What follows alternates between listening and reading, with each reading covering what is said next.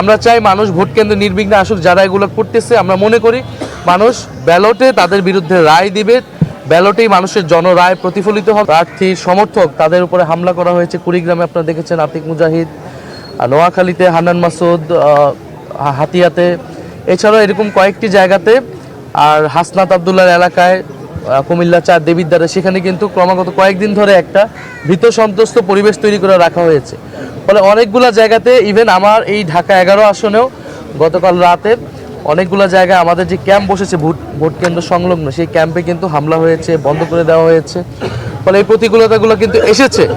আমরা এই প্রতিকূলতাকে বেশি ফোকাস করছি না, আমরা ভোটে আসার জন্য আহ্বান করতেছি। কারণ আমরা চাই না এই ভোটের দিন কোনো ধরনের অনাকাঙ্ক্ষিত ঘটনা ঘটুক। আমরা চাই মানুষ ভোট কেন্দ্রে নির্বিঘ্নে আসুক। যারা এগুলো করতেছে আমরা মনে করি মানুষ ব্যালটে তাদের বিরুদ্ধে রায় দিবে, ব্যালটেই মানুষের জনরায় প্রতিফলিত হবে। এবং প্রশাসনের প্রতি, সেনাবাহিনীর প্রতি, মিডিয়ার প্রতি আমাদের করজোড় অনুরোধ ভিটামিন সি আর গ্লিসারিনের সাথে নতুন লাক্স দেয় ব্রাইট গ্লো থাকবে, আহ্বান থাকবে। আমাদের এত আন্দোলন, সংগ্রাম, আত্মত্যাগ সবকিছু ব্যর্থ হয়ে যাবে যদি ভোট সুষ্ঠু না হয়। তা আমরা আশা করব তারা নিরপেক্ষ আচরণ করবে। তারা প্রশাসন যদি নিরপেক্ষ আচরণ করে, তাহলে এই ধরনের যারা গায়ের জোর দেখানোর চেষ্টা করছে তারা আসলে সফল হবে না।